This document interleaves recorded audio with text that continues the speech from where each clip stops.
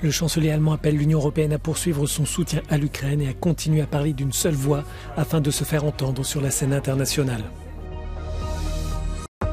En cette journée de l'Europe, Volodymyr Zelensky a réclamé une décision positive sur l'ouverture des négociations sur l'adhésion de son pays à l'UE. Célébration du jour de la victoire à Moscou, Vladimir Poutine accuse l'Occident d'être responsable de la guerre en Ukraine et appelle à la victoire. Les Serbes incités à remettre leurs armes illégales à la police, une réponse du gouvernement après 2 fusillades sanglantes. Le commissaire italien pour la migration a fait évacuer des centaines de migrants de Lampedusa. L'île du sud de l'Italie fait face à un afflux record depuis le début de l'année. La date est symbolique. Le 9 mai, à l'occasion de la Journée de l'Europe, le chancelier allemand a partagé devant le Parlement européen sa vision du projet commun dans un monde géopolitique en mutation. Olaf Scholz appelle à ne pas se laisser intimider par la Russie. Le dirigeant allemand insiste sur la nécessité d'agir pour permettre à l'Ukraine de l'emporter face aux forces russes et accompagner la reconstruction qui suivra. Und zugleich liegt darin eine große Chance, nicht nur für die Ukraine, sondern für Europa insgesamt. Weil eine prosperierende, demokratische, europäische Ukraine die deutlichste Absage ist an Putins imperiale, revisionistische, völkerrechtswidrige Politik auf unserem Kontinent. Pour permettre à l'Union de peser sur la scène internationale, le chancelier allemand défend une réforme des règles européennes. Olaf Scholz souhaite la fin de l'unanimité en matière de politique étrangère et fiscale afin de favoriser la prise de décision à la majorité qualifiée entre les États membres. Den Skeptikern will ich sagen, nicht die Einstimmigkeit, nicht 100% Zustimmung zu allen Entscheidungen schafft größtmögliche demokratische Legitimität. Im Gegenteil. Es ist doch gerade das Werben und Ringen um Mehrheiten und Allianzen, das uns als Demokratinnen und Demokraten auszeichnet. Le chancelier allemand a rappelé que l'Union ne représente que 5% de la population mondiale. Pour être sûr de défendre cette voie européenne face aux géants internationaux actuels et à venir, Olaf Scholz a présenté sa vision d'un monde multipolaire. Um Europa einen guten Platz zu sichern in der Welt von morgen, ein Platz nicht über und unter anderen Ländern und Regionen, sondern auf Augenhöhe mit anderen an ihrer Seite. Pour le chancelier allemand, la seule solution pour ne pas voir l'histoire se répéter sur le vieux continent et à ses frontières est de renforcer le projet européen.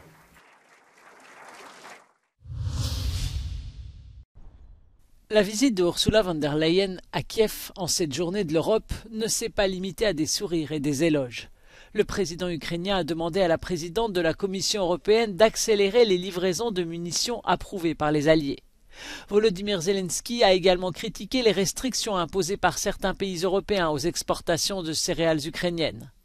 Il a profité enfin de cette journée pour évoquer le processus d'adhésion. Позитивного рішення щодо відкриття переговорів про членство України в Євросоюзі. As we stand here today in a country senselessly attacked, some might think it is impossible, improbable, or too distant to talk about a free and peaceful Ukraine in the European Union. But Europe is about making the impossible possible. And so is Ukraine. À Bruxelles, pendant une journée, le drapeau ukrainien a été hissé côte à côte avec les drapeaux de l'Union européenne.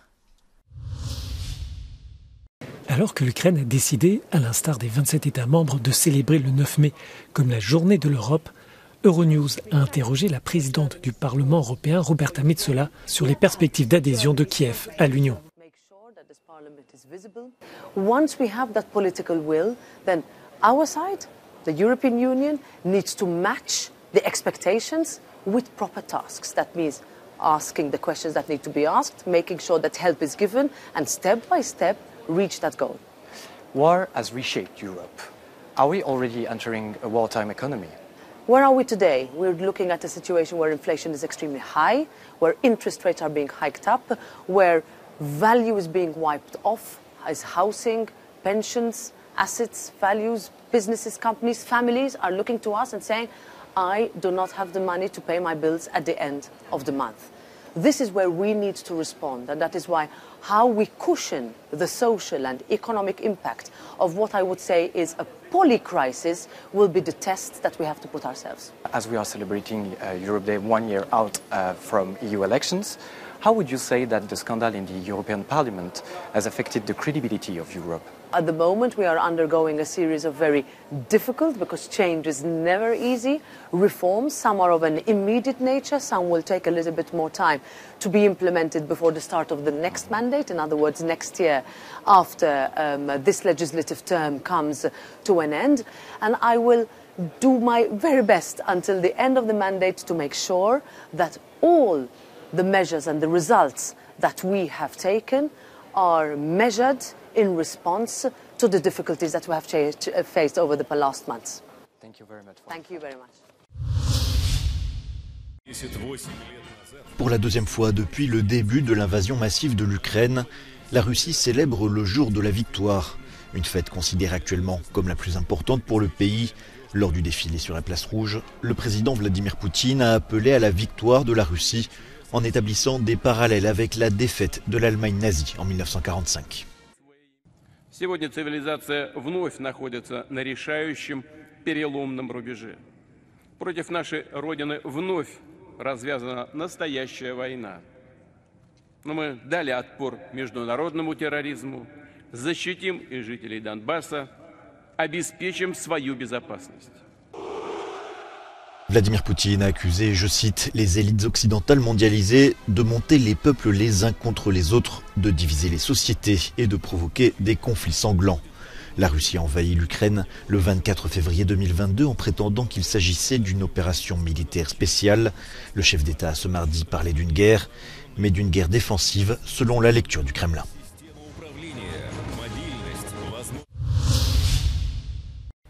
All but 2 of 25 cruise missiles fired by Russia against Ukraine overnight on Tuesday were intercepted by the country's air defenses, the Ukrainian Air Force said in a statement.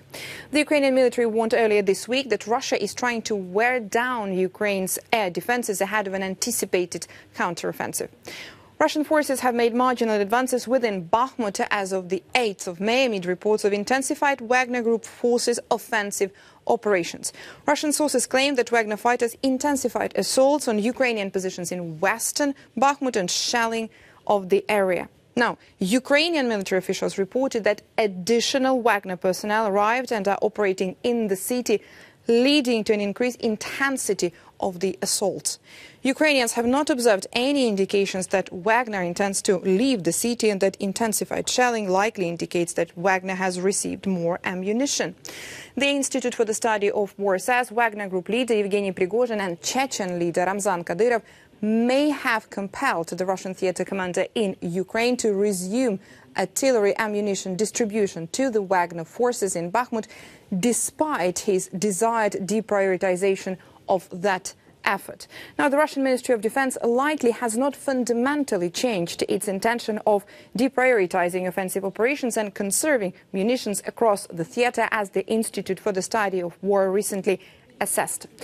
Russian occupation authorities are evacuating from some settlements in Kherson region to areas deep in the rear of occupied Zaporizhzhia region. The Ukrainian General Staff reported on the 8th of May that Russian occupation authorities suspended the Skadovsk area and Skadovsk city administrations and loaded documents, office equipment and other state property for transport out of this area. Ils remettent leurs armes au commissariat. Nous sommes en Serbie, une semaine après l'assassinat de 17 personnes, dont de nombreux enfants, lors de 2 fusillades, sans lien entre elles. Pour répondre à cette tragédie, le gouvernement incite les citoyens à rendre leurs armes illégales avant le 8 juin. Ja apelujem ovom priliku i na roditelje i na građane da svako saznanje koje imaju bilo kakvoj vrsti problematičnog ponašanja ili o nekom drugom događaju koji bi mogao da izazove posljedice po bezbednost učenika i škola, da prijave policijskom službeniku, da mu se slobodno obrate, a mi ćemo u skladu sa našim nadležnostima i ovlašćenjima preduzimati odgovarajuće zakonom predviđene mere i radnje.